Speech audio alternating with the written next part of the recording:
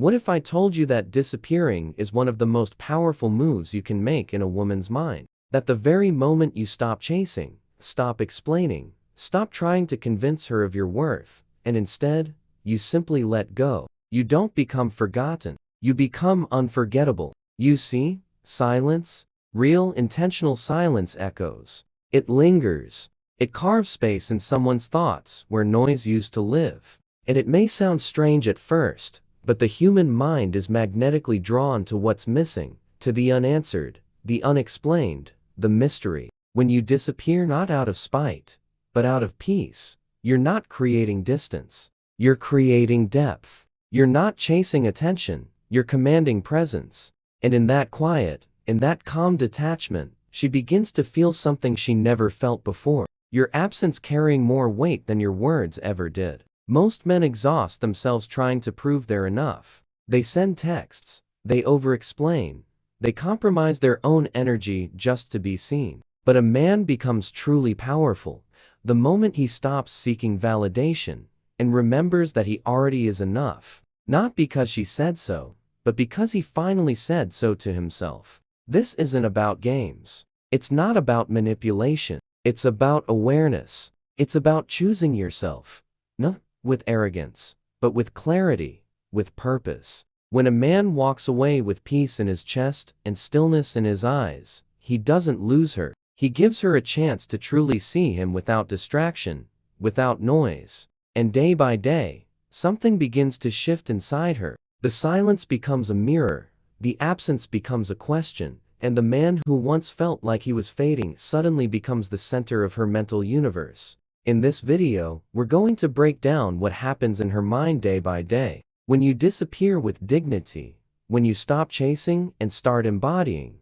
If you're someone who values inner strength over drama, purpose over ego, and wisdom over noise, then you're exactly where you're meant to be. Subscribe to Stoic Station. Join a community of men who choose stillness over struggle, clarity over chaos, and power that doesn't need to shout to be felt. Now let's begin. Day 1, she doesn't flinch. But that's not the end of the story. On the first day, your absence doesn't shake her. Not in any visible way. She's calm, composed, almost indifferent. She notices the shift, but only like someone notices a song fading in the background. It's there, but it doesn't interrupt the rhythm of her day. You see, women are accustomed to being wanted. They've been conditioned to expect that attention will eventually return, sometimes through persistence, sometimes through desperation. So when you go silent, she tells herself, it's just another cycle. Maybe you're busy. Maybe you're trying to stir up curiosity.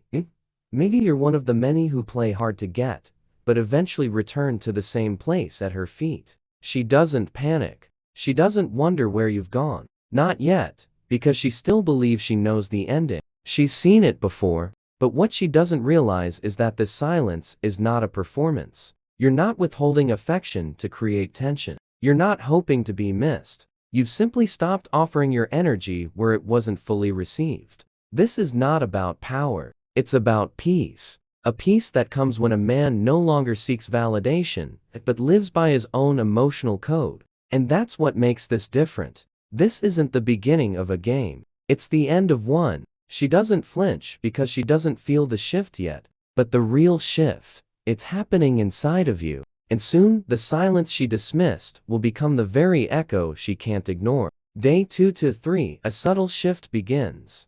By the second or third day, something begins to feel different. Not loud, not alarming, just off. There's a quiet void where your presence used to be. You had been consistent, steady, relying, overly available, but there, grounded. And now you're not.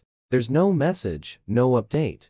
No reaction, just space and silence. She doesn't panic, not outwardly. She tells herself it's nothing, that you're probably busy or simply taking a step back. She even convinces herself that it's refreshing having space, having the upper hand. But underneath that composed surface, her mind is already beginning to reach. She finds herself scrolling,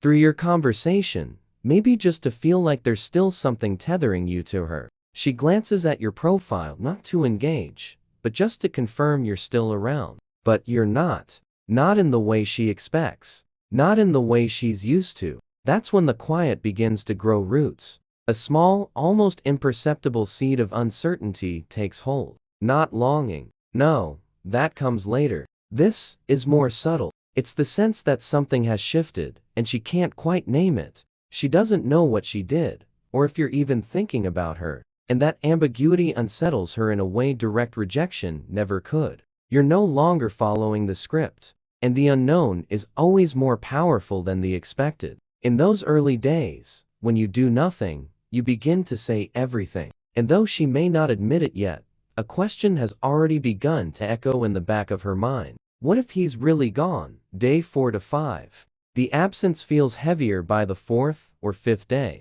Your absence is no longer something she brushes off.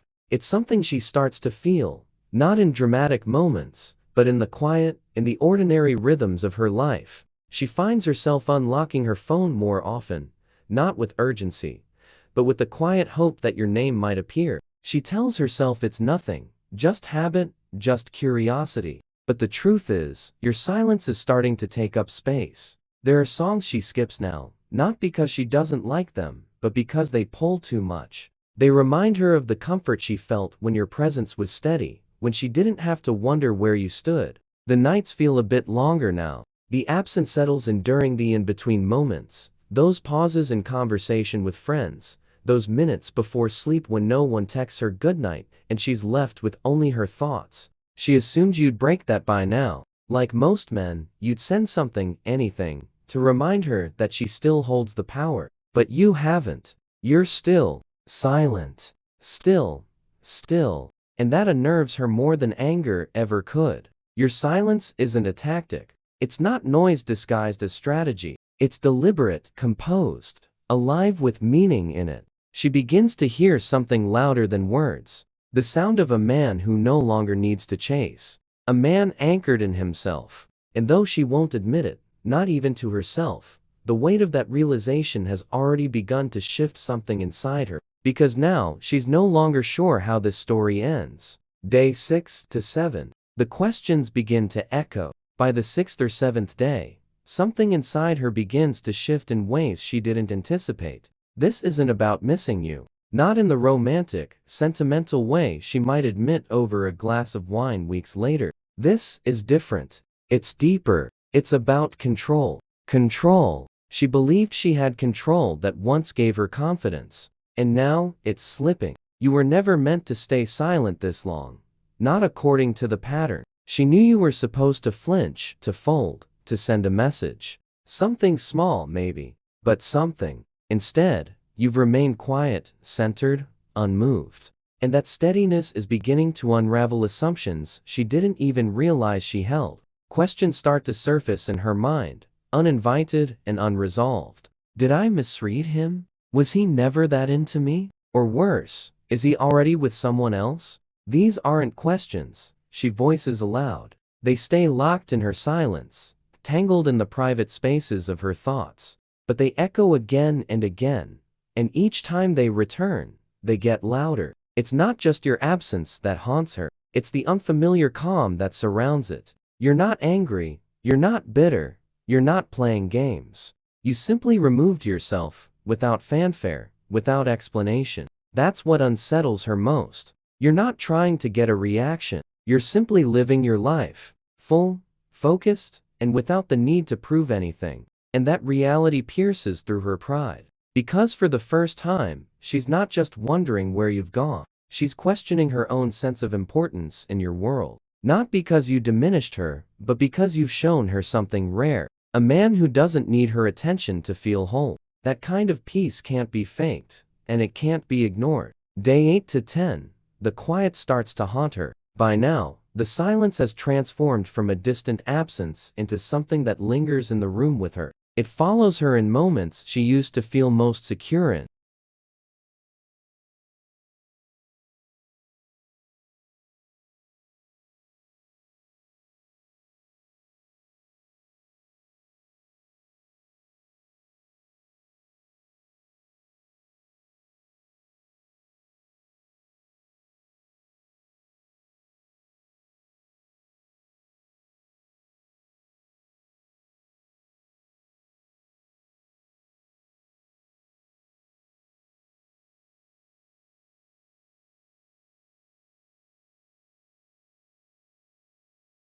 middle of conversations during her scrolls through social media in the hours just before she sleeps. It's no longer just something she notices.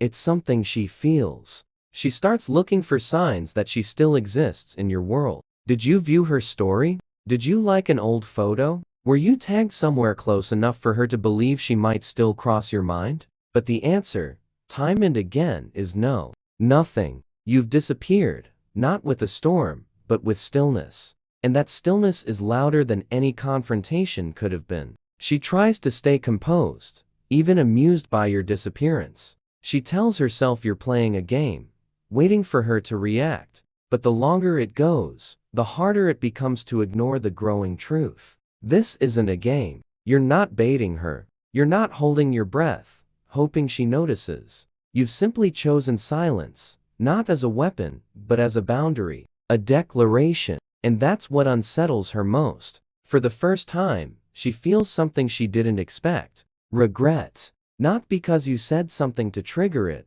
not because you begged for a second chance, but because you didn't. Because you walked away with the kind of quiet dignity she's not used to witnessing. The realization sinks in slowly. This is what it feels like when a man stops chasing, not to punish, but because he finally remembered his worth. And in that remembering, he became unreachable, not by distance, but by peace. And that kind of peace doesn't just haunt her. It lingers in every silence she used to find comforting. Days 11 to 14, ego cracks. Doubt creeps in. This time, something changes in her reflection. It's subtle at first. Just a longer pause in front of the mirror, a flicker of something behind her eyes. But as the days stretch on, the thoughts begin circling back. Not in frustration or anger, but in quiet questioning. She starts replaying your conversations in her mind. Words she brushed off now echo differently. Moments where she laughed or distanced herself now feel colder in hindsight. She wonders if she missed something, or worse, if she dismissed something that actually mattered. The irony is, she still believes she has the power. She thinks she's choosing not to reach out. But deep inside, that control is beginning to erode. Because for the first time, she's not sure she was right. She's not sure how much of your silence is strategy, and how much of it is sincerity. And here's the part that strikes the deepest core. You're not doing any of this to provoke her. You're not orchestrating some grand emotional reversal. You're not sitting by the phone hoping she notices. You're not trying to be missed. You're simply living, focused, grounded, at peace. You've placed your energy into things that nourish you. Your work, your body, your purpose. You've stepped off the emotional battlefield and walked towards something far more powerful, self-respect. And whether she wants to admit it or not, she senses the shift. Because nothing unnerves the ego like watching someone thrive without needing to prove anything. She's no longer asking if you're coming back. She's starting to wonder if you ever truly needed her to begin with. And in that uncertainty, the story she believed she was writing begins to lose its shape. Days 15 to 17. Her pride battles her curiosity. By now, the silence has carved out a space too large to ignore. It lingers in the spaces where your voice once fit so naturally. In the little updates, the passing comments, the subtle affirmations of presence. And though she's tried to convince herself that it doesn't matter, something in her is shifting. Her pride tells her to stay composed, to maintain the illusion of indifference. But curiosity has begun to pull at her, softly at first, then, with a quiet desperation. She wants to reach out, not with confession, but with something small. Something she can pretend is casual. A vague post, a lyric that could mean anything. A memory shared without context. Maybe a story where her smile looks almost real, except for the way her eyes betray the ache. She hopes it'll be enough to stir a reaction, to remind you that she still exists somewhere in your thoughts. But you remain still. You offer nothing. No likes, no messages, no signs of acknowledgement. And that absence, it cuts deeper than any harsh word could. Because it isn't angry, it isn't emotional. It's deliberate, clean, surgical. It forces her to confront something she's long avoided.